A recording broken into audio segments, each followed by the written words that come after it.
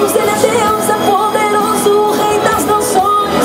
Desaloja os mistérios que escondi no coração. Justo, enxerga sentimento. Justo, faz check-up por dentro e desvenda os segredos que os olhos não veem. E os seus sonhos perdidos, irmão, faz acontecer. Aleluia. Adorado é o teu nome, Senhor.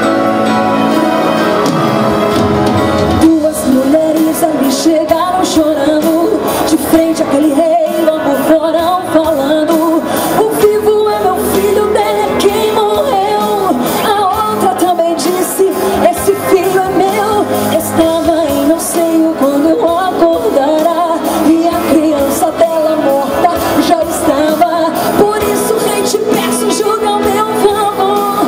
Deus sempre é fiel e da mãe sabe a dor. E o Rei disse: traga esta criança, eu vou cortar, e a metade do filho a cada mãe vão entregar.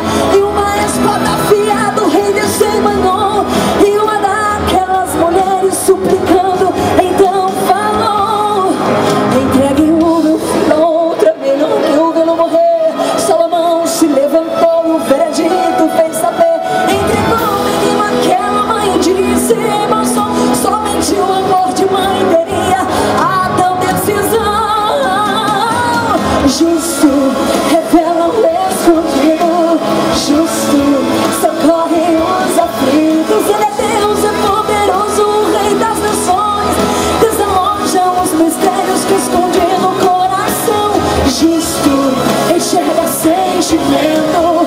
Justo, faz check-up por dentro e desvenda os segredos que os olhos não veem.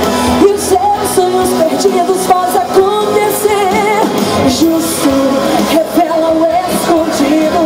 Justo, socorre os aflitos. Ele é Deus, é poderoso, o Rei das nações. Desaloja os mistérios que esconde no coração. Justo, enxerga sentimento.